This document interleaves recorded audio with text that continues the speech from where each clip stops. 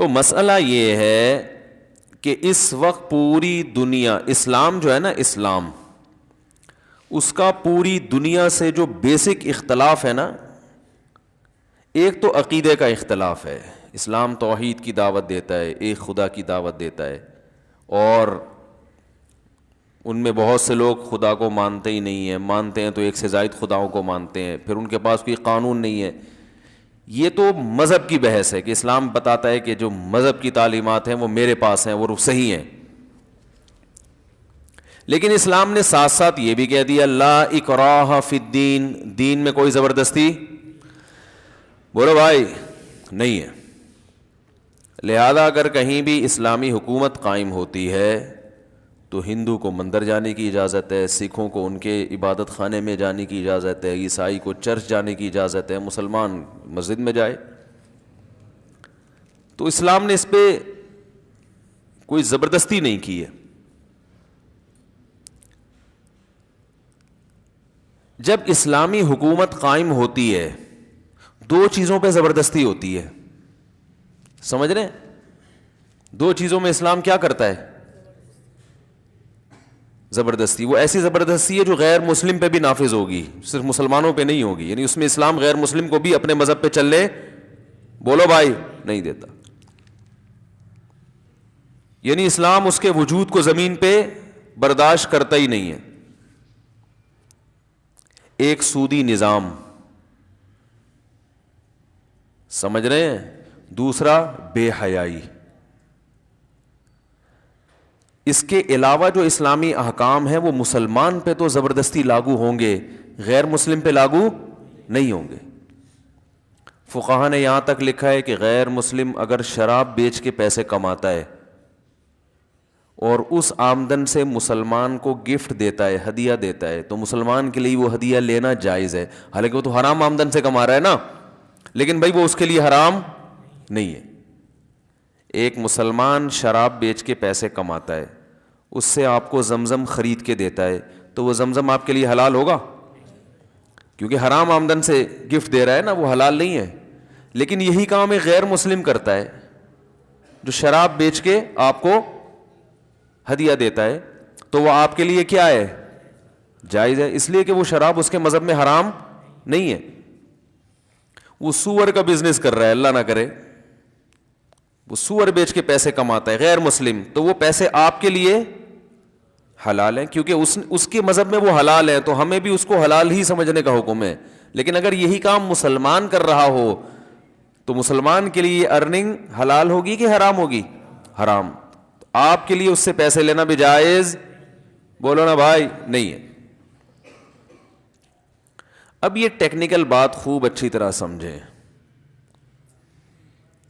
کہ دو چیزیں ایسی ہیں جس میں اسلام اس وقت جو لبرلزم ہے نا، جو لبرل سے میری مراد وہ لبرل کی وہ ڈیفینیشن نہیں جو ڈکشنری میں لکھی ہوئی ہے، وہ جو عرف میں جس کو لبرل کہا جاتا ہے، جو مذہب مخالف سمجھے جاتے ہیں.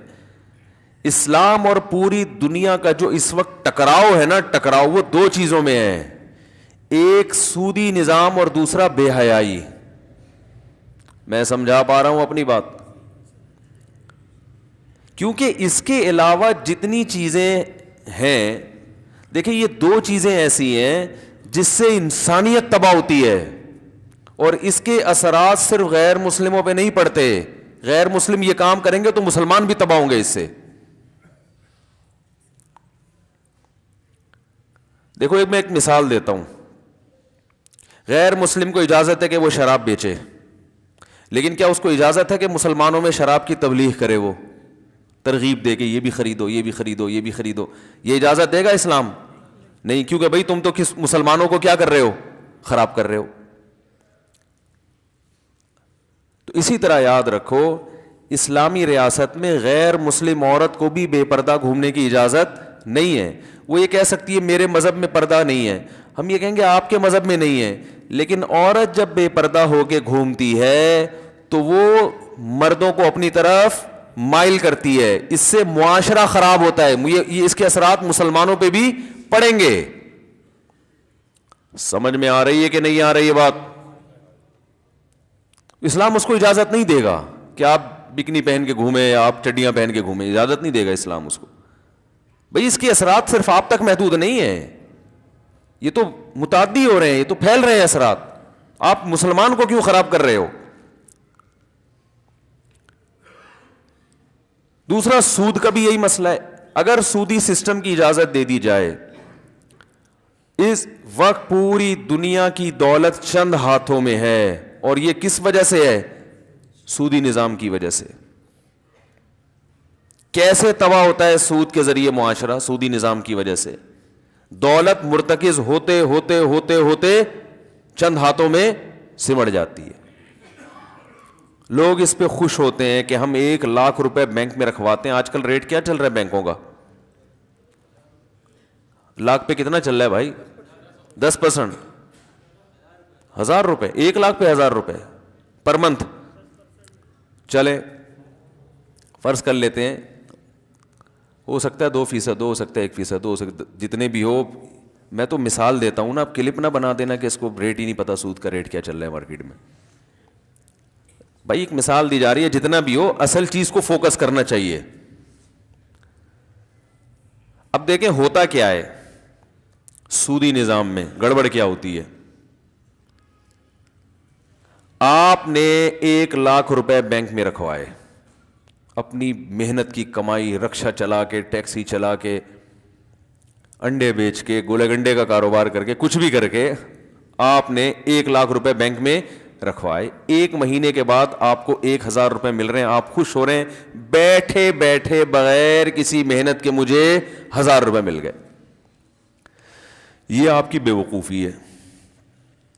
ہوتا یہ ہے کہ بینک آپ کے 1,00,000 روپے آگے تاجروں کو دیتا ہے, جو ارب پتی تاجر ہیں, ان کو فری پھوکٹ میں کسی محنت کے بغیر اربوں روپے کا قرضہ بینک سے مل جاتا ہے. یہ ان کا اپنا نہیں ہوتا کہ باپ دادا سے وراثت ملی ہو یا محنت کرتے کرتے یہاں تک پہنچے ہو. وہ چند ڈاکومنٹ شو کراتے ہیں کہ ہم یہ ادا کرنے کی صلاحیت رکھتے ہیں. وہ ڈاکومنٹ کبھی کسی کی جائیداد اپنے نام کروا کے بھی ہو سکتا ہے فیک.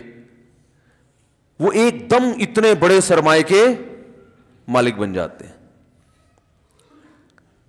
جب اتنا زیادہ سرمایہ ان کے پاس کسی نیچرل تجارت کے بغیر, یعنی کوئی محنت یا ویسے ہی کوئی ہے نا ایک پروسیس ہو اس کے بغیر, یعنی کہ کوئی پروفٹ ہوا تھا تو اس میں ان کو اتنا حصہ ملا تھا, بیٹھے بیٹھے ان کے پاس چند آدمیوں کے پاس اربوں روپے آ جاتے ہیں.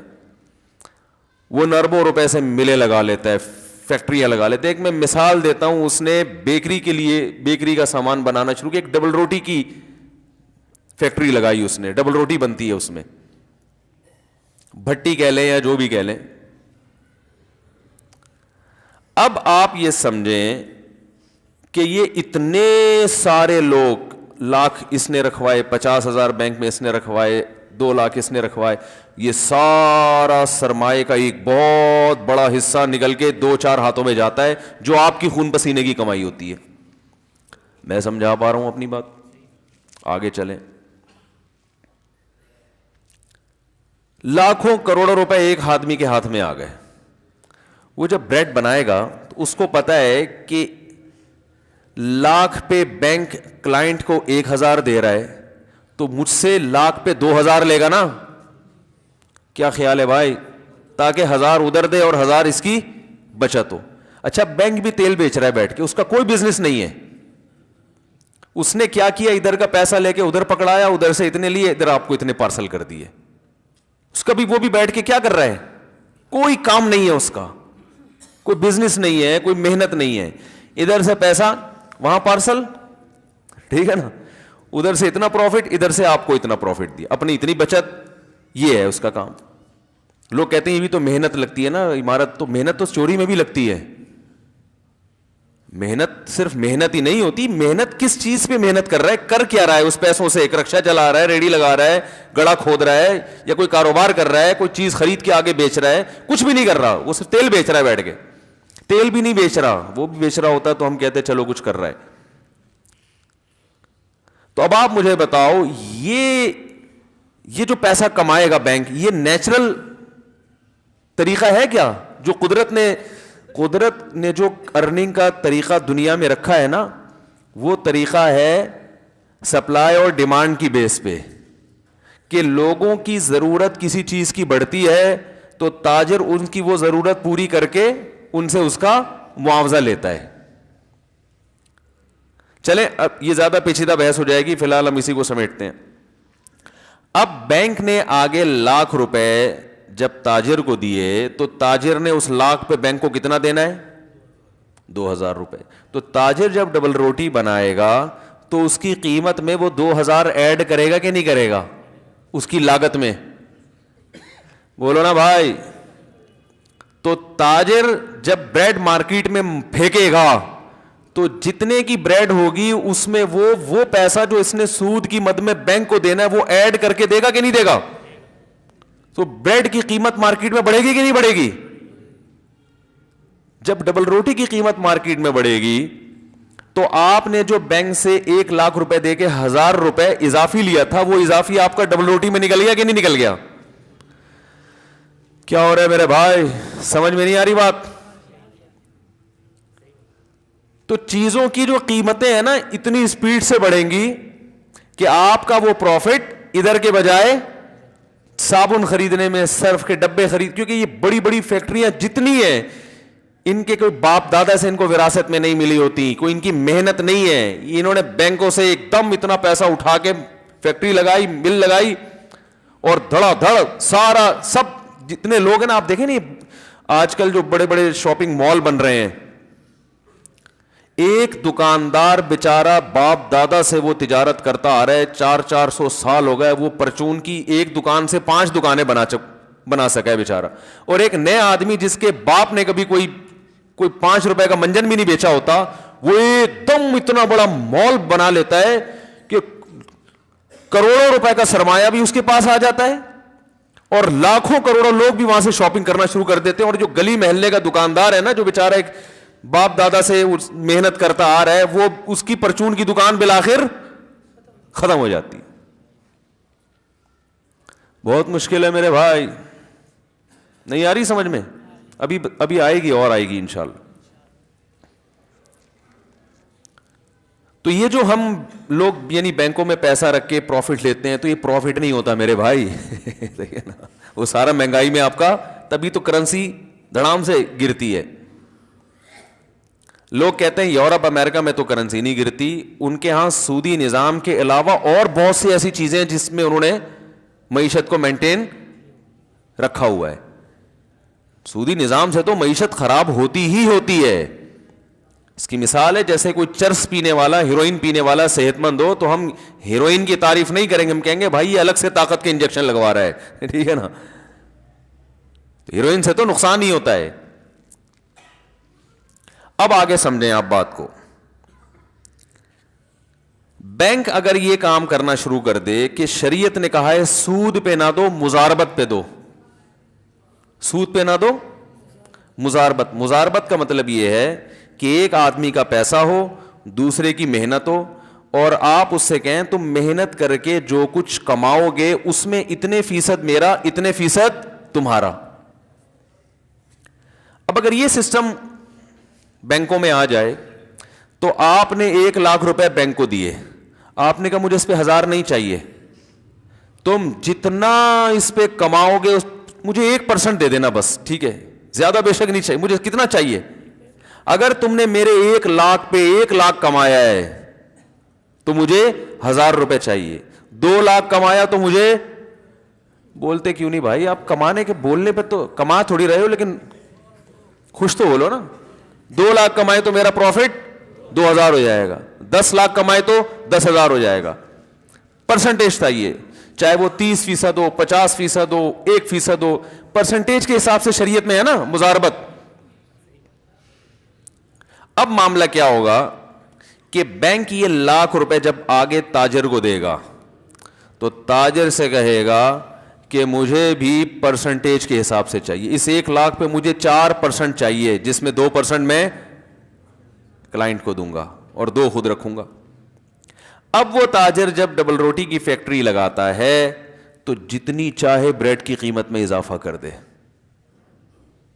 جتنا اضافہ ہوگا تاجر کا پروفٹ بڑھے گا. تاجر کا جتنا پروفٹ بڑھے گا تو بینک کا پروفٹ بڑھے گا, بینک کا جتنا پروفٹ بڑھے گا تو کلائنٹ کا پروفٹ اسی حساب سے بڑھے گا. تو مارکیٹ میں, فیکٹریوں میں جتنی چاہے چیزیں مہنگی ہو جائیں, آپ کا جو پروفٹ کا جو ریشو ہے وہ بھی اسی حساب سے بڑھنا شروع ہو جائے گا. نہیں آ رہی میرے خیال بات. تو یہ جو استحصال ہو رہا ہے نا معاشرے میں, یہ استحصال نہیں ہوگا. اس لیے اسلام نے سود کی اجازت, بولو بھائی, نہیں دی. دوسری بات یہ کہ بینک پیسہ پکڑا کے بے فکر نہیں ہو جائے گا کہ جو آ رہا ہے اٹھ کے بس یہ دیکھا کہ یہ قرضہ لوٹانے کی طاقت رکھتا ہے بھی ہے کہ نہیں رکھتا, یہ اتنا دیکھنا ہے. وہ ایک بزنس کر کے آ رہا ہے, اس میں سب سے پہلے وہ یہ دیکھے گا کہ حلال بزنس کرے, حرام نہ کرے. بات آ رہی ہے سمجھ میں؟ کیونکہ صرف سود حرام تھوڑی ہے, بزنس بھی تو حلال ہونا چاہیے نا. کوئی ایسی چیز کا بزنس کرے جس کی لوگوں کو واقعی ضرورت ہو, تو اس سے لوگوں کی ضرورتیں پوری ہوں گی. یہ ایک الگ اخلاقی فائدے ہیں. تو بینک کا ریشو بڑھنے سے کلائنٹ کا ریشو خود بخود اس کا پروفٹ کیا ہو جائے گا, بڑھ جائے گا. تو اب ہوتا یہ ہے ہمارے معاشرے میں کہ وہ پیسہ سمٹتے سمٹتے سمٹتے ہاں, ایک اور کام یہ ہوتا ہے کہ حقیقی معنوں میں تجارت ہوگی. بینک نا وہ ڈر لگا رہے گا اس کو کہ میں پیسے دے رہا ہوں کہیں بزنس میں لاس نہ ہو جائے, ٹھیک ہے نا. اب ہوتا کیا ہے کہ بینک پیسے دے کے بے فکر ہو کے بیٹھ جاتا ہے کہ مجھے تو اتنے ملنے ہیں. آپ نے بینک کو پیسے دے کے آپ بھی بے فکر ہو کے بیٹھ جائے. اب وہ جو تاجر ہے نا جو بزنس کر رہا ہے انویسٹمنٹ سے, اس کے پاس راستہ کھلا ہوا ہے. اس نے لکھوایا کیا تھا, کر کیا رہا ہے, اسے اس سے کوئی غرض ہے ہی نہیں. اس کے بھی نقصان کا اندیشہ ہے, بسا اوقات اس کو فائدے کے بجائے نقصان. دنیا میں کوئی ایسی تجارت نہیں ہے جس پہ کوئی ایسا ٹھپا لگا دے کہ لاس کا چانس سرے سے ہے ہی نہیں. اسٹاک ایکسچینج میں آپ دیکھیں نا کیسی خبریں آ رہی ہوتی ہیں, شیئرز کی قیمت بڑھ رہی ہے, سارے دنیا اٹھا کے اپنا پیسہ اسٹاک ایکسچینج میں ڈالتی ہے, دھڑام سے وہ مارکیٹیں کا دیوالیہ ہونا شروع ہو جاتا ہے. یہ تو ہو رہا ہے. بحریہ ٹاؤن کے ساتھ دیکھ لیں کیا ہوا, ایک دم ہر آدمی بحریہ ٹاؤن بحریہ ٹاؤن بحریہ ٹاؤن. اب جو پلاٹ 36 لاکھ کا تھا وہ 18 پہ آ گیا. اب لوگ انتظار میں بیٹھے ہوئے کہ اے اللہ جب یہ 36 پہ پہنچے گا پتہ نہیں ہماری عمر ہمارا ساتھ دے گی کہ نہیں دے گی. یہ تو ہے, لازمی ہے. یہ تو اللہ تعالیٰ تو قرآن میں فرماتے ہیں یبسط الرزق لمن یشاء ویقدر, جس کے لیے چاہوں گا رزق بڑھا دوں گا, جس کے لیے چاہوں گا تنگ کر دوں گا. آپ نے ایک چیز کو پیسہ بڑھانے کا ذریعہ سمجھا, اسی چیز کو اللہ پیسہ گھٹانے کا ذریعہ بنا دے گا. کتنی تجارتیں دنیا میں آئی ہیں, لوگوں نے کہا ہم ارب پتی بن جائیں گے, وہی تجارتیں لوگوں کو روڈ پہ لانے کا سبب بنی. پہلے تو کھا رہے تھے کچھ, اس سے بھی گئے. تو دنیا کا اصول ہے. تو اس تاجر کا نقصان کیا ہے کہ جب وہ اربوں روپے کا سرمایہ لے کے کوئی فیکٹری لگاتا ہے, مل لگاتا ہے, اور اس کا ہو گیا نقصان, اس کے پاس دینے کی طاقت نہیں ہوتی, اس کے پاس بھاگنے کے علاوہ کوئی آپشن نہیں, وہ کہاں سے دے گا, ناممکن ہے. کیونکہ اس کے باپ کا پیسہ تھوڑی لگا ہوا ہے اس میں. اپنا پیسہ ڈوب جائے انسان بھاگتا نہیں ہے. سمجھ میں آ رہی ہے بات؟ بھاگے گا کیوں بھائی وہ؟ اور جس کا پیسہ ہے وہ لاس میں شرکت گوارا کرے تو بھی نہیں بھاگے گا وہ.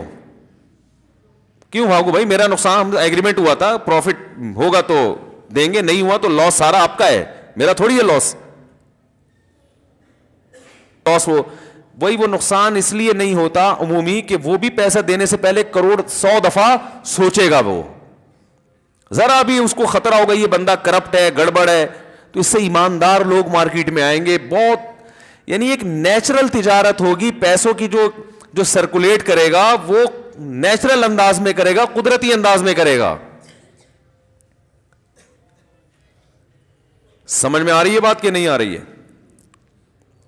تو اب کیا ہو رہا ہے آپ, اچھا ایک اہم بات یہ بھی ہے کہ جب آپ بینک سے قرضہ لیں گے تو آپ کو یہ ثابت کرنا پڑے گا کہ میں کیوں لے رہا ہوں. دیکھو اسلامک بینکوں میں اور جو کمرشل بینک ہے نا, اس میں بڑا فرق کیا ہے. آپ کسی اسلامک بینک میں جائیں نا قرضہ لینے کے لیے, بینک کبھی بھی نہیں دے گا آپ کو. آپ میزان بینک چلے جائیں, بینک اسلامی چلے جائیں, آپ پوچھیں بھائی مجھے پیسہ چاہیے, کہے گا کیا کرنا ہے. آپ یہ کہہ سکتے ہو کہ آپ کو اس سے کیا غرض ہے, کیا کرنا ہے. سودی بینک میں آپ یہ بتانے کے مکلف نہیں ہیں. آپ کہ مجھے قرضہ چاہیے, آپ یہ شیورٹی لیں کہ میں قرضہ واپس کر سکتا ہوں. کس کام کے لیے چاہیے, اس سے آپ کو غرض کیا ہے. تو اس سے جو پیسوں کی رولنگ ہوگی وہ اسراف میں آئے گی کہ نہیں آئے گی. لیکن جب آپ کسی اسلامک بینک میں جاتے ہیں, آپ کہتے ہیں مجھے 20 لاکھ روپے چاہیے, بینک کہے گا کیا کرنا ہے آپ نے. آپ کو یہ ڈیفائن کرنا پڑے گا کہ میں نے کرنا, آپ کہیں گے میں نے گھر بنانا ہے, بینک کہے گا ٹھیک ہے, کہاں گھر خریدنا ہے, لوکیشن کیا ہے, کیسا گھر ہے وہ آپ ہمیں بتائیں.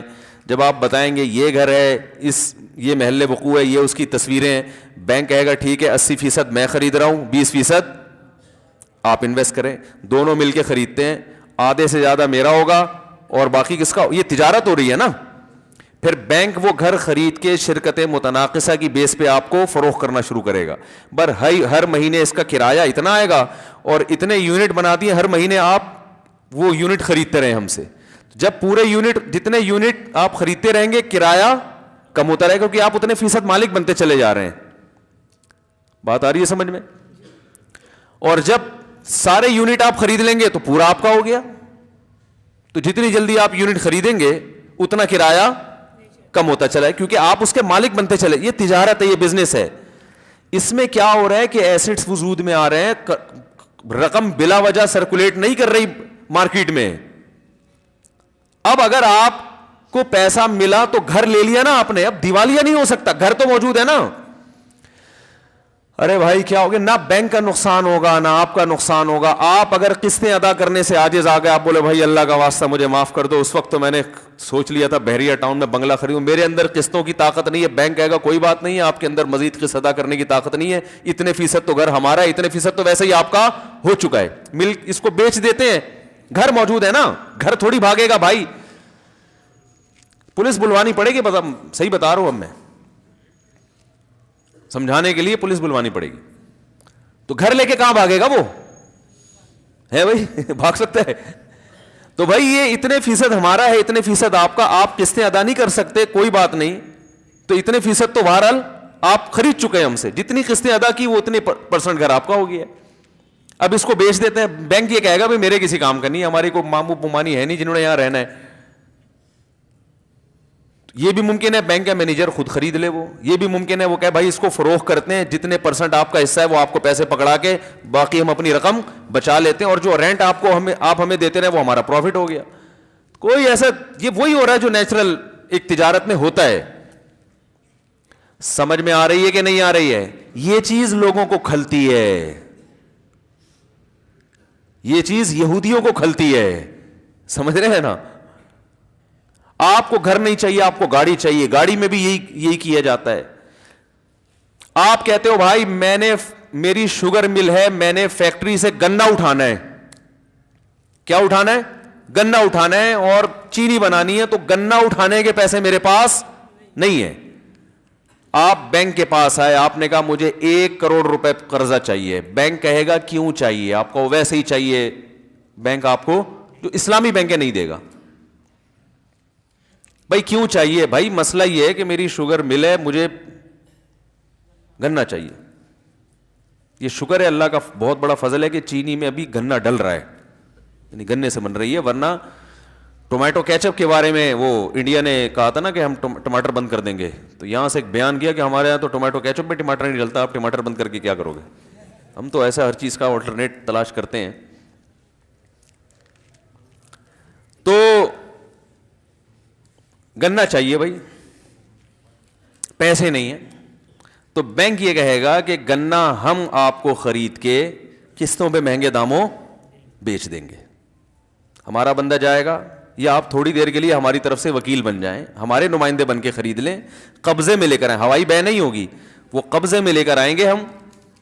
جب ہمارے قبضے میں آ جائے گا تو ہم وہ آپ کو اپنا پروفٹ رکھ کے بیچ دیں گے. وہ پروفٹ, وہ قسطیں آپ ہمیں ادا کرتے رہیں. تو اب کیا ہوا کہ شوگر مل چلانے والے کے پاس گنا تو آ گیا نا, اب کہاں بھاگے گا وہ؟ اب اس کا لاس ایسا لاس نہیں ہو سکتا کہ کچھ ہے ہی نہیں اور کروڑوں روپے ڈوب گئے اس کے, یہ نہیں ہو سکتا. سمجھ رہے کہ نہیں سمجھ رہے؟ اب اگر وہ کیا کرے گا کہ جیسے آپ نے گاڑی خریدی یا کوئی چیز خریدی, اب آپ قسطیں ادا کرنے سے عاجز ہو, سودی بینک کیا کرتے ہیں کہ آپ کی قسطیں بھی گئیں اور گاڑی بھی گئی, ایسا ہی ہوتا ہے نا. اسلام اس کی اجازت نہیں دیتا بھائی. آپ نے جو اس سے پیسے لیے ہیں وہ تو آپ کو واپس کرنے, آپ گاڑی بھی لے رہے ہو اور پیسے بھی لو, یہ کیسے ہو سکتا ہے؟ سمجھ رہے ہیں سودی نظام میں اور اس میں فرق؟ اسلام یہ کہتا ہے جب آپ نے کسی کو قسطوں پہ چیز بیچی ہے, آپ نے چیز ہینڈ اوور کر دی, اب وہ قسطیں ادا نہیں کر رہا ہے, تو جتنی قسطیں وہ دے چکا ہے اس سے اضافی آپ پولیس کے ذریعے, ڈاکو کے ذریعے, کسی بھی محلے کے دادا کے ذریعے نکلوا سکتے ہیں. اس کی چیز ضبط بھی اس معنی میں کر سکتے ہیں کہ قسطیں پوری کرو تو ہم چیز ہینڈ اوور کریں گے, لیکن اس کی چیز آپ اپنی ملکیت میں داخل نہیں کر سکتے, وہ اس کی ہو چکی ہے. بات آ رہی ہے سمجھ میں؟ ہاں یہ ہو سکتا ہے کہ وہ کہے بھائی میرے اندر اب یہ صلاحیت نہیں ہے قسطیں ادا کرنے کی, یہ گاڑی لے کے بیچ دو, جو آپ کا لاس ہوا ہے وہ اس سے پورا کرو, باقی میری قسطیں واپس کرو, اس کی اجازت ہے. لا تظلمون ولا تظلمون. جب مالی معاملات ختم کیے جاتے ہیں تو اللہ فرماتے ہیں اس طرح سے ختم کیے جائیں گے کہ دونوں فریقوں میں کسی پہ بھی ظلم نہ ہو. تو میں جلدی سے اپنی بات کی طرف آتا ہوں. تو ایک سسٹم ہے سودی, جس نے پورا پیسہ جو ہے نا, یہ جو بڑے بڑے مال بن رہے ہیں, کیا ہو رہا ہے یہ کیا, یعنی آپ خود سوچو, یہ معیشت کی صحیح تقسیم تھوڑی ہو رہی ہے. وہ جو بیچارہ ٹھیلا لگانے والا وہ تو ایسی کی تیسی ہو گئی اس کی تو, اور بیٹھے بیٹھے آپ اپنے باپ کے بہاف پہ اربوں روپے کا سرمایہ بینکوں سے کروڑوں روپے آپ لے لیتے ہو اور انویسٹ کر کے آپ پیسہ کمانا شروع کر دیتے ہو. سارا پیسہ ہوتے ہوتے ہوتے ہوتے سمٹ کے چند ہاتھوں میں جا رہا ہے. کہا جاتا ہے دنیا میں 7-8 آدمی اتنے مالدار ہیں کہ اگر ان کی دولت کو انسانیت پہ تقسیم کر دیا جائے تو دنیا میں ایک آدمی بھی غریب باقی نہیں بچے گا. 7-8 افراد ہیں ایسے دنیا میں. تو لبرل لوگوں سے اسلام کا جو ایک پھڈا ہے وہ کون سا ہے؟ معیشت اسلامی خطوط پہ ہونی چاہیے, اسلامی طرز پہ ہونی چاہیے. دوسرا پھڈا ہے بے حیائی کا. دوسرا پھڈا کیا ہے؟ کیونکہ بے حیائی یہ متعدی بیماری. دیکھو پولیو کے قطرے گورنمنٹ گن پوائنٹ پہ پلا رہی ہے نا, اور گورے بھی ہمیں گن پوائنٹ پہ پلا رہے ہیں. کیوں پلا رہے ہیں؟ وہ ہمارے فائدے کے لیے نہیں, اپنے فائدے کے لیے, کہ یہ ایک بھی دنیا میں پولیو کا مریض اگر باقی رہ گیا تو یہ بیماری پھیلے گی. تو اب اگر کہے کہ یہ تو ہیومن رائٹس کے خلاف ہے, آپ ہمیں زبردستی کیوں پلا رہے ہیں, وہ کہیں بھائی یہ ہیومن رائٹس کے عین مطابق ہے, آپ کی وجہ سے ہم بھی بیمار ہو سکتے ہیں, اس لیے آپ کو ٹھیک کر رہے ہیں کہ آپ ویسے بیماری کوئی کھانس رہے تو کھانستا رہے, کسی کو کیا غرض بھائی. تو جب خودکشی پہ پابندی نہیں ہے تو کھانسنے پر کہاں سے پابندی ہوگی؟ لیکن آپ کے کھانسنے سے اگر جرمز دوسرے کے پھیپھڑوں میں جا رہے ہیں تو پھر گورنمنٹ آپ کے کھانسنے پر پابندی لگائے گی نہیں لگائے گی؟ لگائے گی. پھر بولے گی آپ کھانسی ٹھیک کریں ورنہ بیماری پھیل رہی ہے اس سے. دیکھو کوئی بچہ گھر میں بیمار ہوتا ہے نا, چکن پاکس, خسرہ, تو ماں باپ کہتے ہیں بیٹا کسی کے گھر میں مت جاؤ, خام خواہ میں ان کو بھی نکل آیا تو ہمارے کھاتے میں ڈال دیں گے, کہ تمہارے پھوڑے یہاں ٹرانسفر ہوئے, کہتے ہیں نا. تو آپ پھر پڑوسیوں کے بچے کو اپنے گھر میں آنے کا پابندی لگاتے ہو, بھائی آپ کے یہاں چکن پاکس پھیلی ہوئی ہے, آپ پلیز ہمارے, اب جب تک یہ ٹھیک نہیں ہو جاتا اپنے بچوں کو ہمارے گھر نہ بھیجیں, اور پلیز اس کو ٹھیک کرائیں آپ, کہتے ہیں نا. تو اسی طرح یاد رکھو جیسے پولیو کے قطرے گن پوائنٹ پہ اسلام یعنی جو اقوام متحدہ پلاتی ہے تاکہ یہ دوبارہ دنیا میں نہ پھیلے. آپ کہو بھائی میں اپنے بچے میں یا میں اپنے بارے میں پولیو پہ جب راضی ہوں تو آپ مجھے کیوں پلاؤ, بھائی آپ کی وجہ سے ہم بھی پریشان ہوں گے, وہ اس بیس پہ پلاتے ہیں. تو اسی طرح میرے بھائی بے حیائی کو بھی اسلام برداشت نہیں کرتا, کیونکہ اس سے جو بیماری, اس سے جو معاشرے میں تباہی پھیلتی ہے اس سے وہ لوگ بھی متاثر ہوتے ہیں جو بے حیائی سے متاثر ہونا چاہتے نہیں ہیں لیکن لاشعوری طور پر متاثر ہوتے ہیں. تو اسلام نے بے حیائی کے تمام دروازے بند کر دیے, کیونکہ اس سے خاندانی نظام تباہ و برباد ہو جاتا ہے. کو ایجوکیشن سسٹم, اس سے ہمارا فیملی سسٹم تباہ ہو رہا ہے, ہوتا نہیں ہے, ہو رہا ہے. کتنا ہی نیک پرہیزگار گھرانہ ہو, جب بچی کو لڑکے کے ساتھ بٹھایا جائے گا یونیورسٹی میں, کالج میں, اسکول میں, تو یاد رکھو اس کا لڑکے کی طرف طبیعت کا مائل ہونا یہ نیچرل ہے. سمجھ میں آ رہی ہے بات؟ اور لڑکے کا اس کی طرف مائل ہونا یہ نیچرل ہے. تو اسلام نے اس کا ایک طریقہ بیان کیا نکاح کا. وہ نکاح پر آپ پابندی لگا رہے ہو اور دوستی پر پابندی نہیں لگا رہے, تو اس سے معاشرے میں زنا پھیلے گا کہ نہیں پھیلے گا؟ اور جب لڑکے کو یونیورسٹیوں میں, کالجز میں اور اسی طرح دفتروں میں فری پھوکٹ میں لڑکیاں دل بہلانے کے لیے ملیں گی, تو دنیا میں اس سے بڑا بے وقوف کوئی نہیں ہوگا جو مہر دے کے ایک بیوی لے کر آئے اور پھر جہیز میں اس کو اتنے سالے بھی ملے, ساس بھی ملے, سسر بھی ملے, پھر پوری زندگی اس کی ٹینشن اٹھائے, اس کے بچوں کی بھی ٹینشن اٹھائے. جب فری پھوکٹ میں مزے اڑانے کے لیے اس کو یونیورسٹی میں, کالج میں, طوائف خانوں میں اور اسکولوں میں لڑکیاں مل رہی ہیں دوستیاں لگانے کے لیے, تو وہ پاگل ہے, یہ کام کرے گا. چند پاگل ہوں گے, دو چار ہمارے جیسے, ورنہ وہ کیوں کرے گا میرے بھائی؟ آپ کہہ سکتے ہیں کہ سارے برے نہیں ہوتے, ہوتے نہیں ہیں. تو میں کہتا ہوں پھر جو ہیروئن چی ہے نا, ان کو ہیروئن کی دکانیں کھولنے دو بھائی. جس نے خراب ہونا ہوگا وہ پیے گا, جس نے نہیں ہونا گا وہ اس پہ تحقیق کی نیت سے لے کے جائے گا, وہ ریسرچ کرے گا. لوگ کہتے ہیں نا جب معاشرے میں خرابی کو دیکھیں گے نہیں تو پتہ کیسے چلے گا. یہ جو لبرل لوگ ہیں نا, کہتے ہیں کو ایجوکیشن سسٹم میں جب لڑکیاں ساتھ بیٹھیں گی نہیں, لڑکے نہیں ساتھ بیٹھیں گے, تو مرد اور عورت کو ایک دوسرے کو سمجھنے کا موقع کیسے ملے گا؟ ان کو کیا پتہ چلے گا اچھائی کیا ہے, برائی کیا ہے؟ یہ ٹوپی ڈرامے چل رہے ہیں آج کل. بھائی اگر فیمیل ٹیچر میل کو پڑھائے گی تو آخر ان کو بھی پتہ چلے گا کہ یعنی فیمیل کیا ہوتی ہے, فیمیل کو پتہ چلے گا میل کیا ہوتے ہیں. پھر جب وہ برائی دیکھیں گے تو ان کو یہ پتہ چلے گا برائی ہوتی ایسے اور اس سے بچا ایسے جاتا ہے. ایک صاحب نے گھر میں ٹیلی ویژن لا کے رکھا اور ڈش لگا دیا. وہ پرانی بات ہے جب ڈش ہوا کرتا تھا, تھے وہ دیندار ماشاءاللہ, نمازی, پرہیزگار. ہم نے کہا کہ آپ نے ڈش لگا دی گھر میں, وہ ساری دنیا کے چینل بچے دیکھ رہے ہیں, گند بھی دیکھ رہے ہیں اس میں. انہوں نے کہا جب تک وہ برائی دیکھیں گے نہیں تو بیٹا ان کو کیسے ہم پتہ چلے گا کہ برائی کیا ہوتی ہے, اچھائی کیا ہوتی ہے. میں نے کہا کسی طوائف خانے میں لے جا کے بٹھا دیں ان کو باہر, وہ دیکھ لیں گے یہ برے لوگ ہیں, اور پھر مدنی مسجد بھی دکھا دیں کہ یہ اچھے لوگ ہیں, تاکہ وہ خود فیصلہ کرے کہ کدھر جانا ہے. معاشرے میں 10% لوگ ہوتے ہیں کہ جب برائی اور اچھائی کا مقابلہ ہو تو وہ اچھائی کو ترجیح دیں. 90% بگڑتے ہیں.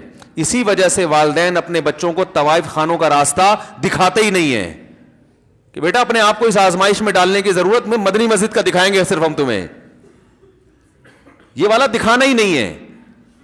تو ایسے چینل لگانا ہی نہیں ہے بھائی گھر میں جس سے بچے آزمائش میں آئیں. تو یہ بات چرس اور ہیروئن میں تو سمجھ میں آتی ہے کہ بچوں کو لے جا کے نا وہ جو پائپ میں ہیروئن چی بیٹھے ہوتے ہیں ان کے ساتھ بٹھایا کریں لے جا کے, بیٹا ان کو سمجھو, ان کو سمجھو, یہ ہیروئن پی رہے ہیں, چرس تھوڑا سا ایک دن پی کے بھی دیکھو, تمہیں پتا تو چلے کہ یہ کیوں پیتے ہیں. پھر تم جب چھوڑو گے تو تمہیں پتا چلے گا چھوڑی ایسے جاتی ہے اور پی ایسے جاتی. تم گائیڈ بھی کر سکو گے لوگوں کو. کیا خیال ہے؟ جب تم کسی ہیروئن چی کو بتاؤ گے کہ میں نے تو پی کے دیکھی ہے پھر بھی چھوڑ دی, تو کیوں نہیں چھوڑتا, تو اس ہیروئن چی پہ زیادہ اثر ہوگا نا. ہیروئن چی کہے گا یہ مولانا صاحب نے تو کبھی پی نہیں ہے, ان کو کیا پتا کیا ہوتی ہے, یہ تو پی کے ماشاءاللہ چھوڑے. یہ الگ بات ہے کہ جو گناہ چھوڑ کے آیا ہو نا وہ زیادہ معاشرے کی چالاکیوں کو سمجھتا ہے. یہ تو ایک حقیقت ہے. علماء کہتے ہیں جس کی زندگی میں پہلے گناہ رہے اور توبہ کر چکا ہو وہ زیادہ ہوشیار ہوتا ہے. لیکن اس ہوشیاری کے لیے گناہ کروانا کسی سے یہ غلط ہے, اس لیے کہ اس میں اس کا چانس ہے کہ واپس نہ آئے. یہ 90% چانس ہوتا ہے واپس نہ آئے, 10% ہوتا ہے کہ آ جائے. تو اس 10% فائدے کے لیے اس 90% رسک لینا یہ پاگل پن ہے, حماقت ہے.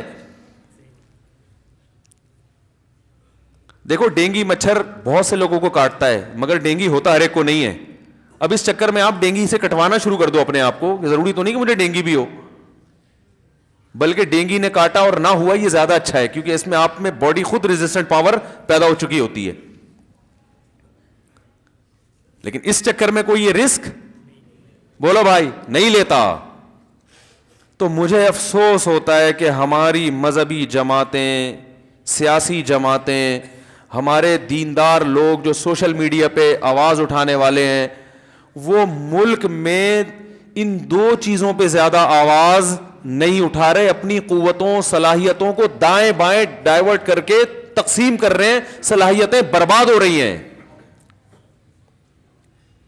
دو چیزوں پہ سوشل میڈیا پہ آواز اٹھانے کی ضرورت ہے, دو چیزوں پہ دھرنوں کی ضرورت ہے, دو چیزوں پہ حکومت کو فورس کرنے کی ضرورت ہے. یعنی عوام حکومت کو فورس کرے کہ ملک سے سودی نظام کا خاتمہ چاہیے, ملک سے بے حیائی کا خاتمہ چاہیے, اور ہمیں کچھ نہیں چاہیے, ہم اپنے گھروں کو خود ہی سنبھال لیں گے, اور ہمیں حکومت سے کچھ نہیں چاہیے. یہ دو چیزیں ایسی جس سے ہمارا معاشرہ تباہ ہو رہا ہے. اور اس میں دوسری چیز کی اہمیت پہلی سے زیادہ ہے, کہ پہلی چیز کی وجہ سے معیشت تباہ ہوتی ہے, دوسری کی وجہ سے ایمان تباہ ہوتا ہے. تو معیشت سے تو دنیا کا نقصان ہے نا, اور جو سود کھائے گا وہ اپنی آخرت برباد کرے گا. ہر آدمی تھوڑی سود کھائے گا اس کی وجہ سے, لیکن بے حیائی سے ہر شخص متاثر ہوگا. علماء بھی متاثر ہوں گے, عوام بھی متاثر ہوگی, ہر طبقہ, عورتیں بھی مرد بھی. اور ہو رہا ہے, کتنے کیسز آ رہے ہیں, پاگل ہو گئے ہیں سن سن کے. کیا ہو رہا ہے معاشرے کو بھائی؟ باپ نمازی پرہیزگار, بیٹی کا جناب وہ بوائے فرینڈ بنا ہوا ہے, کوئی وہاں بنا ہوا ہے, کوئی ادھر بنا ہوا ہے, کوئی اس نے لائن ماری تو اس نے جواب میں ادھر پازیٹیو اشارہ کر دیا, اس نے لائن ماری اس نے جواب دیا, اس سے یونیورسٹی مل رہی ہے, کالج میں مل رہی ہے, شادی شدہ لڑکیاں لڑکوں سے چیٹنگ کر رہی ہیں. کیا ہوتا ہے اگر ہم نے کسی مرد سے بات, ہم کو غلط بات تھوڑی کر رہے ہیں, کر کیوں رہے ہو بھائی تم؟ غلط یا صحیح ہو کیوں؟ عورتوں کے لیے عورتیں دنیا میں ختم ہو گئی ہیں بات کرنے کے لیے. وہ مرد انٹیوں سے فری ہو رہا, بھائی کیوں فری ہو رہے ہو تم اس سے؟ کیا لگتی ہے تمہاری وہ؟ بھائی ویسے ہی بات کر رہے ہیں, بھائی ویسے ہی بات کرنے کے لیے مرد دنیا سے ختم ہو گئے ہیں. اس پر جس طرح سے آواز اٹھنی چاہیے ہم آواز نہیں اٹھا رہے. والدین آتے ہیں, بچی کا یہ مسئلہ ہو گیا, وہ تو بدتمیز ہو گئی ہے, اس کا بوائے فرینڈ ہے, یہ کر رہی ہے, وہ کر رہی ہے. بھائی آپ نے جب کو ایجوکیشن میں ایڈمیشن کروایا ہے تو ان سب چیزوں کو دماغ میں پہلے سے رکھنا چاہیے تو ہوگا. کیونکہ بچی بالغ ہو رہی ہے, جب لڑکا یا لڑکی بلوغت کی دہلیز پہ قدم رکھ رہا ہوتا ہے نا, اس وقت سب سے زیادہ اس کی عمر خطرناک ہوتی ہے, اور والدین اس کو بچہ سمجھ رہے ہوتے ہیں.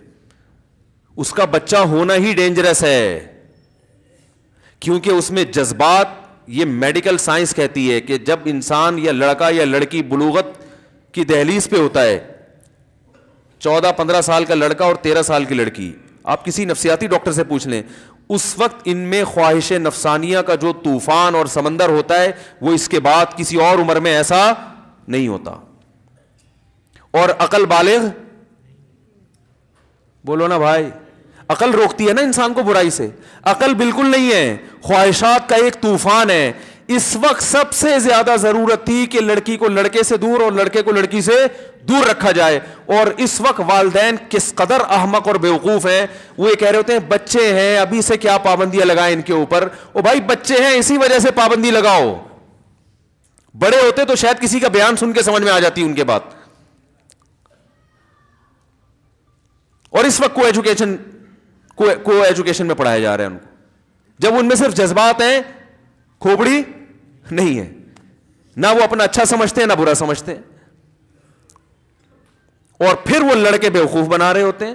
اور بچیوں میں ایک بڑی حماقت یہ ہوتی ہے کہ ان کو اس جذبات کا تو ایک طوفان ہوتا ہے نا, ان کو اس عمر میں اتنا شعور نہیں ہوتا کہ ان کو لفٹ کرانے والا کوئی سمجھدار ہے, احمق ہے, بیوقوف ہے, ان کے جذبات سے کھیلے گا, بالکل بھی شعور نہیں ہوتا. دو لفظ بھی محبت کے اگر کوئی بول دینا یہ پھسل جاتی ہیں, اور یہ ہو رہا ہے. لیکن والدین کو ایجوکیشن چاہیے, بس ان کو شرافت, تہذیب, خاندانی نظام کو برقرار رکھنا, یہ چیزیں اب ان کی ترجیحات میں شامل ہیں ہی نہیں. پھر پریشان ہے کہ ہمارے بچے بدتمیز ہیں, تو تم کون سا ان کو تمیز سکھا رہے ہو بھائی؟ جب اس میں حیا ختم کر دیا آپ نے, حیا شرم ختم کر دی. پہلے تو لڑکوں کو یہ سکھایا جاتا تھا, جو لڑکا بچیوں میں بیٹھا ہوتا تھا نا, تو ماں باپ سکھاتے تھے لڑکیوں میں لڑکا, بولو نا بھائی, گوں کھاتا. یہ تو بہت مشہور ملفوظ تھا. کوئی لڑکا اگر کھیل رہا ہوتا تھا نا, لڑکی بچہ 10 سال کا 11 سال کا بچہ بچیوں میں کھیل رہا ہے, اسے تانے دیے لڑکوں کی طرف سے, بھائی لڑکیوں میں کھیلتا ہے, اور آپ نے کلاس میں اس کو لڑکیوں کے بیچ میں بٹھا دیا, سارا دن وہ لڑکیوں سے باتیں کر رہا ہے. وہ تو اس میں نسوانیت, زنانہ پن پیدا ہوگا, اس میں نسوانیت پیدا ہوگی, بڑے کارنامے کرنے کی صلاحیت اس میں پیدا نہیں ہوگی, ساری زندگی ٹھرکی بنا رہے گا وہ. اس کو آر دلاؤ بیٹا لڑکے لڑکیوں میں نہیں کھیلتے. پہلے یہ ہوتا تھا شادی بیاہ میں نا, تمبو لگے ہوتے تھے. یہ اب تو مکس گیدرنگ ہو گئی ہے, سب ختم. ہم جب چھوٹے بچے تھے تو وہ یہ لڑکیوں کا تمبو ہے, یہ یہاں خواتین بیٹھے یہاں مرد بیٹھے, تو جو بچہ خواتین کے تمبو میں جھانکتا بھی تھا نا, اسے بھی ذلیل کیا جاتا تھا, لڑکیوں کو دیکھ رہا ہے, یا ان کے اس میں چلا بھی جاتا تھا تو اس کو بھی تانے ملتے تھے, ابے لڑکیوں میں کیا کر رہا ہے. آج یہ فیشن بن گیا ہے, تو غیرت ختم. کچھ لوگ اللہ کا شکر ہے ابھی بھی غیرت والے نظر آتے ہیں. ہمارے ایک دوست ہیں, وہ کہیں کسی انگلش لینگویج سینٹر میں ان کا ایڈمیشن ہوا, تو لڑکیاں لڑکے مکس, وہ 2 دن اس میں رہے, اس کے بعد بھاگ آئے. ہم نے کہا کیا ہوا؟ کہہ رہے یار مجھے بیٹھا ہی نہیں جا رہا, مجھے اتنی غیرت آ رہی ہے, شرم آ رہی ہے, میرا لڑکیوں میں کیا کام ہے. میں نے کہا یار نوبل پرائز ملنا چاہیے. حالانکہ وہ کوئی بہت زیادہ دیندار لڑکا نہیں, اس نے کہا مجھے یہ اپنے اندر سے ایک نسوانیت کی بو آتی. نسوانی سمجھتے ہیں عورت پنے کی, اپنے اندر سے آتی. میں عورتوں میں کیا کر رہا ہوں یار, مرد آدمیوں میں بیٹھو گھسے میں. تو وہ یہ غیرت الحمدللہ ابھی بھی ہیں بہت سے لوگ جو میرا بیان سن رہے ہیں, ان کے وہ سب ماشاءاللہ ایسے ہی ہیں.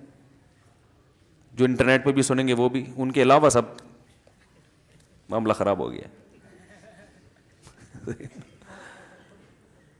تو یہ چیز اپنے بچوں کو سکھائیں, بیٹا لڑکیوں میں نہیں بیٹھتے. جب چاہیے ہوگی نا لڑکی تو نکاح کر دیں گے, وہ پھر تمہارے ماتحت بن کے رہے گی, ٹھیک ہے نا. تم حاکم بن کے رہو گے, وہ ماتحت بن کے رہے گی, وہ تمہاری اطاعت کرے گی. پھر اس سے محبت کرو جو اللہ نے حلال کی ہے. یہ خاندانی لوگوں کا کام ہوتا ہے. شرم و حیا, اور لڑکیاں بھی جری ہو گئی ہیں, جتنی زیادہ بدتمیز ہوگی, بولڈ ہوگی, اس کو سمجھا جاتا ہے یہ ہے معاشرے کے ساتھ چلنے والی. اس میں اگر شرم ہوگی, حیا ہوگی, اسے لڑکے سے بات کرتے ہوئے شرم آ رہی ہے, اسے دقیانوس قرار دے دیں گے, جو ایک بڑی صفت تھی عورت کی. موسیٰ علیہ الصلاۃ والسلام جب مدین میں گئے ہیں مصر چھوڑ کے, تو قرآن مجید کے الفاظ دیکھیں, دور کھڑے ہو گئے درخت کے نیچے, وَوَجَدَ مِن دُونِهِمُ امْرَأَتَيْنِ تَذُودَانِ, 2 لڑکیوں کو دیکھا کہ جو ہے نا مردوں کے رش سے پیچھے ہٹی ہوئی ہیں, مردوں کے مجمع میں. حضرت موسیٰ نے ان کے پاس جا کے پوچھا ما خطبکما, کیا مسئلہ ہے تمہارے ساتھ؟ انہوں نے کہا لا نسقی حتی یصدر الرعاء, کہ مردوں کا ہجوم ہے, جب تک یہ ہجوم نہیں چھٹے گا ہم کنویں پہ جا نہیں سکتے, مردوں کے بیچ میں ہم گھسنا نہیں چاہتے. سوال پھر دیکھو, اب موسیٰ علیہ السلام نے پوچھا نہیں کہ پھر گھر سے نکلی کیوں ہے جب اتنی شرم ہے تمہارے اندر, مردوں کو بھیجتی نا. موسیٰ علیہ السلام نے پوچھا نہیں, لیکن ان لڑکیوں کو خود ہی شرم آئی کہ بھائی ان کے دل میں خیال پیدا ہوگا کہ اتنی شرمیلی ہو کہ مردوں کے مجمع میں نہیں گھس رہی. مکس گیدرنگ کو برداشت, مجمع میں گھسنے کا مطلب مکس گیدرنگ ہو گیا نا, تمہیں شرم آ رہی ہے اس میں جاتے ہوئے, تو جب اتنی شرم ہے تو گھر میں کسی مرد کو بیچتی نا.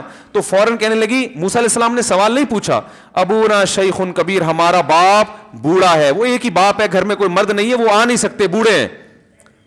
یہ دوسری حیا ان کی, قرآن اس کو ہائی لائٹ کر رہا ہے. اور تیسری حیا قرآن نے بیان کی کہ جب وہ اپنے باپ کے پاس گئی ہیں اور باپ کو جا کے بتایا کہ ایک نوجوان نے ہماری خدمت کی ہے, باپ نے کہا اس کو لے کر آؤ, میں اس کو اس کی اجرت دوں گا, اس نے میری بیٹیوں کی خدمت کی ہے. تو جاءت احداہما تمشی علی استحیاء, ان دونوں میں سے ایک آئی حیا کے ساتھ چلتے ہوئے. حالانکہ اس کا اصل واقعے سے کوئی تعلق نہیں ہے, لیکن ان کی چال میں حیا تھی تو قرآن نے اس چال کو ہائی لائٹ کیا ہے. حالانکہ یہ بتانے کی ضرورت نہیں ہے, قرآن تو اکثر واقعات ان شارٹ بیان کرتا ہے, ٹو دا پوائنٹ بات کرتا ہے, لیکن یہاں قرآن اس بات کو ہائی لائٹ کر رہا ہے. اس سے پتہ چلتا ہے کہ اللہ کو عورت کی چال میں حیا چاہیے. اللہ کو وہ عورت اچھی لگتی ہے جو مردوں کی بھیڑ میں یا مخلوط ماحول میں گھسنا پسند نہیں کرتی. اللہ کو وہ عورت اچھی لگتی ہے جو گھر کی چار دیواری میں رہنے کو پسند کرتی ہو.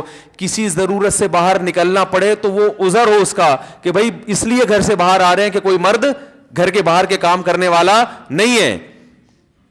اسلام یہ کلچر چاہتا ہے میرے بھائی, یہ ماحول چاہتا ہے. تو اس پہ آواز اٹھانی چاہیے, اسمبلیوں میں بھی, دھرنوں میں بھی, سوشل میڈیا پہ بھی. اس پہ ہم آواز نہیں اٹھا رہے ہیں.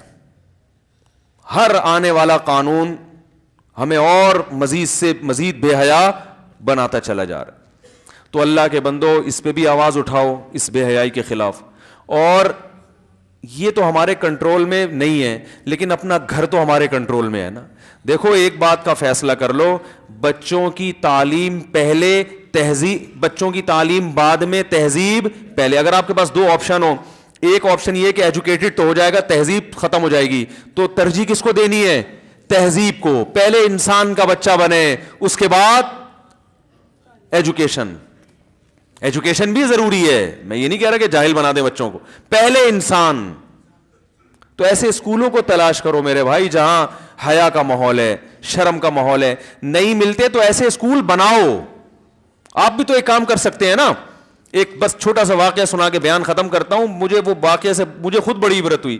لاہور میں ایک صاحب کا فون آیا کہ لاہور کے ہائی کورٹ کے جج, جو پہلے جج تھے, انہوں نے ایک بڑا غلط فیصلہ کیا, اسلام کے بالکل خلاف فیصلہ کیا, آپ یہ کریں آپ وہ کریں. میں نے کہا میرے بھائی دیکھو, معاشرے میں تبدیلی لانے کے لیے آپ ایسا کرو, جج کے بیان کو تو آپ کے کہنے سے یا میرے کہنے سے جج اپنا فیصلہ تو تبدیل کرنے تھے.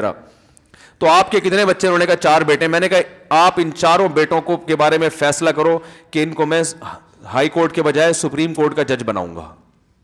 ایک تو بنی جائے گا نا. نہیں بنا تو آپ جیسے 100 لوگ جب یہ ارادہ کریں گے تو ایک نہ ایک تو جج بنے گا نا. اور میں نے کہا اس کی ابھی سے اسی حساب سے تربیت کرنا شروع کر دو کہ وہ اسلام کے خلاف کوئی فیصلہ نہ کرے. اس طرح تبدیلی آپ لا سکتے ہو. جتنی آپ نہیں آئی تو آپ قیامت میں کہہ سکو گے اللہ میرے اندر, میرے بس میں یہ تھا.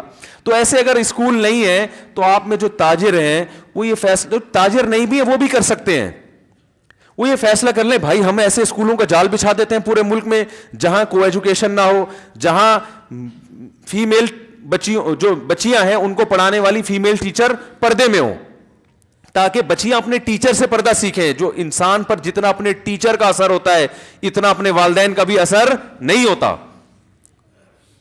میں سمجھا پا رہا ہوں اپنی بات کہ نہیں سمجھا پا رہا؟ تو بھائی معاشرے میں ان 2 چیزوں کو فوکس کرنے کی بہت شدید ضرورت ہے. اور ان 2 میں دوسری والی یہ اور زیادہ اہم ہے. اس کے جو جراثیم ہے نا وہ زیادہ پھیلتے ہیں, ختم ہو جاتا ہے معاشرہ, تباہ ہو جاتا ہے. اگلی نسلوں کو یہ باتیں بھی سمجھ میں نہیں آئیں گی جو ہم ابھی کر رہے ہیں. وہ کہیں گے پتہ نہیں کس قسم میں بے حیائی کیا ہوتی ہے, کیسی باتیں کر رہے ہیں یہ, اتنا معاشرہ بے حیائی کی طرف جا رہا ہے. گورے سے میری بحث ہوئی, اس نے کہا اگر کسی نے زنا کر لیا تو کیا ہوا؟ میں نے کہا ہوا تو کچھ بھی نہیں ہے, کر لیا وہ ہو گیا تو کیا ہو گیا, ایسے تو کچھ بھی نہیں ہوا. تو وہ ان کو وہ اب ظاہر ہے جب ایک چیز ہی ختم ہو گئی معاشرے میں, وہ حیا ختم ہو گئی تو پھر تو کچھ بھی نہیں ہے. تو میرے بھائی اتنی تباہی سے پہلے بہتر ہے کہ ہم کچھ انسان کے بچے بن جائیں. اللہ تعالی ہم سب کو عمل کرنے کی توفیق عطا فرمائے. یہ جو آج میں نے بیان کیا ہے نا, بیان میں یہ لے کے چلا تھا کہ امن قائم کرنے کی جو کوشش ہے, ایک کوشش ہوتی ہے جو اللہ کے لیے ہوتی ہے, ایک کوشش بڑی طاقتوں کے یا بڑے لوگوں کے یا مخصوص لوگوں کے مفاد کے لیے. دونوں میں فرق ہے. تو وہ بیان, یہ جو میں نے مثالیں دی ہیں نا سود اور بے حیائی کی, یہ اسی کی مثالیں دی ہیں کہ جب تک دنیا میں سود یا بے حیائی کا خاتمہ نہیں ہوتا ظلم ختم نہیں ہو سکتا. دیکھنے میں تو بڑا امن ہوگا لیکن وہ اصل میں امن کا فائدہ کچھ مخصوص لوگ اٹھائیں گے, اور وہ ان کی جو دولت کا جو بہاؤ ہے نا اور مزید اسپیڈ کے ساتھ وہ ان کے ہاتھوں پہنچے گا. انشورنس کمپنیوں کو فائدہ ہوگا جو جوا کھیل رہی ہیں, جو غرر اور قمار والے معاملات کر رہی ہیں. تو اسلام نے جو امن کی طریقہ بیان کیا ہے نا وہ پائیدار ہے, دولت کی تقسیم صحیح ہوتی ہے اس سے. بے حیائی کا جو خاتمہ ہوتا ہے اس میں بھی دولت کی تقسیم کا بڑا دخل ہے, آپ حیران ہوں گے.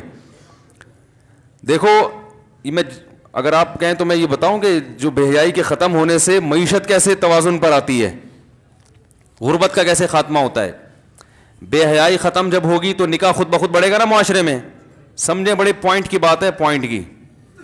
تو نکاح معاشرے میں بڑھے گا کہ نہیں بڑھے گا؟ اور جب نکاح معاشرے میں بڑھے گا تو معذرت کے ساتھ, بہت معذرت کے ساتھ, مرد, ابھی یہاں دولہا بھائی بیٹھے ہوئے, وہ کہیں میری تقریر سے متاثر نہ ہو جائیں, ان کے سسر مجھے پکڑ کے ماریں گے, کیا سکھا رہے ہو ابھی سے ہمارے داماد کو. بہرحال جب نکاح معاشرے میں بڑھے گا تو ہوگا کیا کہ غریب لڑکیاں وہ کس کی کسٹڈی میں آئیں گی؟ دیکھو نکاح میں نا خود بخود مالدار لوگوں کے لیے نکاح کرنا آسان ہوتا ہے بنسبت غریب کے. شریعت نے تو یہ کہا ہے کہ غربت کا خاتمے کا ذریعہ ہے نکاح, لیکن یہ ایک نیچر ہے نا کہ جو بھائی دونوں لڑکے دیندار ہوں, ایک جیسی شکل ہو, بالکل فٹ فاٹ, ایک جیسا خاندان, لیکن ایک کی تنخواہ زیادہ ایک کی کم, تو آپ کس کو ترجیح دیں گے؟ خود بخود انسان کہے گا بھائی جس سے زیادہ کما رہا ہے اس کو ترجیح دو. تو جب نکاح معاشرے میں رائج ہوتا ہے تو آٹومیٹیکلی لڑکیاں مالداروں کی طرف زیادہ مائل ہوتی ہیں. تو مالداروں کی طرف جب زیادہ مائل ہوں گی تو وہ ان کے لیے ایک بھی آسان, دوسری بھی آسان, تیسری بھی آسان, اور غریب آدمی کے لیے ایک کا حصول مشکل ہوتا ہے. یہ نیچر ہے, یہ نیچرل ہے. تو نسل مالداروں کی بڑھے گی یا غریبوں کی؟ مالداروں کی بڑھے گی. وہ زیادہ لڑکیوں کی کفالت بھی کریں گے تو ان کی دولت ان کی بیویوں میں بھی تقسیم ہوگی, اور جو گروتھ ریشو بڑھے گا وہ کس کا؟ مالداروں کا. غریب کا کم ہوگا آٹومیٹیکلی. جب غریب کا کم مالداروں کا بڑھے گا تو اس مالدار کے مرنے کے بعد جو رقم ڈیوائیڈ ہوگی نا وہ ایسے جائے گی, ایسے پھیلے گی, وہ دولت کا بہاؤ نیچے بڑھ جائے گا. اب دیکھو یہ ہمارے ملک کے جو بڑے بڑے سرمایہ دار ہیں یہ نکاح نہیں کرتے, یہ اربوں کھربوں روپے کے مالک ہوتے ہیں. نتیجہ کیا نکلتا ہے؟ دبا کے عیاشی کرتے ہیں, کیونکہ ان کا کوئی خرچہ ہی نہیں ہے, نہ بیویوں کو کھلانا نہ بچوں کو کھلانا. اگر ان کی اولادیں ہوتی, ان کی 4 بیویاں ہوتی اور 40 بچے ہوتے تو یہ ایسی عیاشی کر سکتے؟ کیونکہ اسلام نے صرف نکاح نہیں پھر اس کے حقوق بھی ڈال دیے نا کہ بھائی بچوں کو کھلانا بھی تمہاری ذمہ داری, ان کی ایجوکیشن. تو وہ جو 40 وہ بھی تو ملک کے افراد ہوتے ہیں نا, تو ایسے ایک نہیں, جب 10 آپ ہزاروں مالداروں کو لے کر آئیں گے تو نسل بھی ان کی بڑھے گی اور دولت کا بہاؤ بھی نیچے ایسے پھیلے گا. اب ایک آدمی اربوں روپے کما کے سب عیاشی پہ لگاتا ہے, وہ دبا کے عیاشی کرتا ہے وہ. تو یہ نیچرل ہے, گروتھ بھی نیچرلی ان لوگوں کی بڑھے گی جن کے پاس پیسہ زیادہ ہے. اسلام نے غریب آدمی کو نسل روکنے کی اجازت نہیں دی ہے. یہ کہیں آپ سمجھیں کہ اچھا جی دولت مند کی بڑھنی چاہیے, یہ تو سسٹم ایسا بنا دیا ہے کہ آٹومیٹیکلی نسل بڑھتی کس کی ہے؟ مالدار لوگوں کی, اگر نکاح کا رواج معاشرے میں آئے. اب الٹا معاملہ ہو رہا ہے, دولت مند آدمی دیر سے شادی کرتا ہے کیونکہ اس کے پاس عیاشی کا پیسہ غریب کی نسبت زیادہ ہے, اور غریب جلدی نکاح کرتا ہے کیونکہ اس کے پاس عیاشی کے لیے پیسہ ہے نہیں, وہ تمیز سے رشتہ تلاش کر رہا ہوتا ہے. بہت مشکل ہے بھائی. تو نسل کس کی بڑھ رہی ہے؟ غریب کی, اور دولت مند کی نسل کیا ہو رہی ہے؟ کم. تو جو پیسے کا بہاؤ ہے وہ نیچرل ہوگا. یہ بھی معیشت کو اعتدال میں لانے کا ایک بہت بڑا طریقہ ہے, بے حیائی کا خاتمہ. سمجھ رہے ہیں؟ تو بے حیائی سے ظلم ہر طرح کا بڑھتا ہے, عورت کا استحصال ہوتا ہے, اسے اس کا حق دینے کے لیے کوئی تیار نہیں ہوتا. تو بہت سارے طریقے ہیں جس سے معاشرے میں تباہی پھیل رہی ہے. تو ان 2 چیزوں کو فوکس کرنا چاہیے, یہ جو میں نے آپ کے بتایا, سود کا خاتمہ اور دوسرا بے حیائی کا خاتمہ. ابھی بھی سمجھ میں نہیں آئی تو پھر پولیس کا کیس ہے بھائی, پھر پولیس سمجھا سکتی ہے. اور وہ جو میں نے بیان شروع کیا تھا نا امن قائم کرنے کا, وہ طریقہ ہونا چاہیے جو اسلام نے بتایا, وہ ابھی پورا کمپلیٹ ہوا نہیں ہے. اگلے ہفتے اس کو چھیڑوں گا انشاءاللہ میں. اس طریقے سے آپ اپنے گھر میں بھی امن قائم کر سکتے ہیں. آپ لوگ اخپل طریقے سے جب چلیں گے نا تو گھر میں آپ یہ چاہتے ہو کہ میری بیوی میری فرما بردار بن جائے, اللہ کی نہ بنے, تو وہ کسی کی بھی نہیں بنے گی. آپ یہ چاہتے ہیں بچے میرے فرما بردار بنے, اللہ کے نہیں, تو نہیں ہو سکتا. آپ نے ان کو اللہ کا بنا دیا تو وہ آپ کے بھی بن جائیں گے. سمجھ رہے ہیں کہ نہیں سمجھ رہے؟ عورت چاہتی ہے کہ میرا میاں ہو لبرل, ہینڈسم اسمارٹ, مولویت کی ذرا سی بھی جھلک نہ آئے, لیکن وہ لڑکیوں کو جھانکے نہیں, وہ انٹیوں سے فری نہ ہو. تو ٹھیک ہے, ایسے بہت سے لبرل لوگ ہوتے ہیں, نہیں ہوتے, لیکن زیادہ تر ایسا مارکیٹ میں ہوتا نہیں ہے. بھائی اس کو تو اللہ روکے گا نا ان چیزوں سے.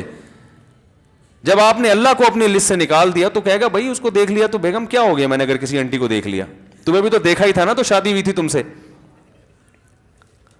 اس وقت کو یاد کرو جب میں تم سے فری ہوتا تھا, ٹھیک ہے نا, شادی سے پہلے, اس وقت تو تم نے مجھ سے کبھی نہیں کہا یہ غلط ہے, اور میں نے بھی کبھی تم سے نہیں کہا غلط ہے. اب میں کسی اور سے فری ہو رہا ہوں تو وہ غلط ہے. تو وہ کہہ سکتی ہے کہ بھائی وہ تو شادی کے لیے فری ہو رہے تھے. تو بھائی شادی کے لیے اسلام نے پیغام بھیجنے کی تو اجازت دی ہے, فری ہونے کی اجازت تھوڑی دی ہے. صحیح ہے نا, کیا خیال ہے بھائی؟ یہ اس کی بھی ایک لمٹ ہے نا کہ کس حد تک, تفتیش کی حد تک تو ٹھیک ہے بات چیت ہو سکتی ہے. آگے آپ تو بڑے کہہ کے لگا کے ہنسا کرتے تھے اور بڑے چاند توڑ کے لے آؤں گا اور ستارے, یہ چھوڑنے کی کہاں سے ایجاد دی تھی اسلام نے؟ تو وہ جب تک بیس مضبوط نہیں ہوگی, معاملہ بیس یہی ہے بھائی, اللہ نے جو کہہ دیا بس وہ حرف آگے. جو اس چیز کو مانے گا تو پھر آگے ساری زندگی اسی پہ سیٹ ہوگی. یہ بیس ہی آپ نے نکال دی, پھر لبرل لوگوں کے نہ کوئی اصول ہیں, نہ کوئی ضابطے ہیں, کوئی بیس ہی نہیں ہے جس پہ آگے زندگی گزارنی ہو. وہ کلچر کو فالو کرتے ہیں, اور کلچر تو بسا اوقات غلط چیز کا معاشرے میں رائج ہو جاتا ہے. بھائی کلچر تو میں ایسے لوگوں کا بھی جانتا ہوں, باپ بھی شراب پیتا ہے, بیٹا بھی شراب پیتا ہے. وہ تو بیٹا کہ میں نے کہا بیٹے کو یار شراب کیوں کہہ رہے, ہمارے تو ابا بھی پیتے تھے. اس کو آپ رکوا سکتے ہو شراب؟ کہیں گے جب کلچر اصل ہے تو شرابیوں کے کلچر میں شراب اصل ہے, زانیوں کے کلچر میں زنا اصل ہے. تو انگریزوں کے کلچر میں ابا جیسے بوڑھے ہوں اولڈ ہوم, تو ان کا کلچر اس کی اجازت دیتا ہے, وہ اس کو برا نہیں سمجھتے. کبھی آپ نے دیکھا کسی انگریز نے اپنے ابا کو اٹھا کے ایٹی سینٹر میں جمع کرایا, دوسرے انگریز نے بائیکاٹ کر لیا اس سے؟ وہ کہتے ہیں بھائی ہم نے بھی یہ کیا, لیکن ہمارے آپ اپنے ابا کو ذرا کبھی گھر سے نکال کے تو دکھائیں, محلے والے ماریں گے پکڑ کے, کیا کر رہا ہے بھائی تو. تو کلچر گائیڈ نہیں کر سکتا انسان کو, سمجھ رہے ہیں بھائی؟ دولہا معذرت تاخیر ہو گئی آپ کی شادی میں, اب ہم آپ کی شادی کرا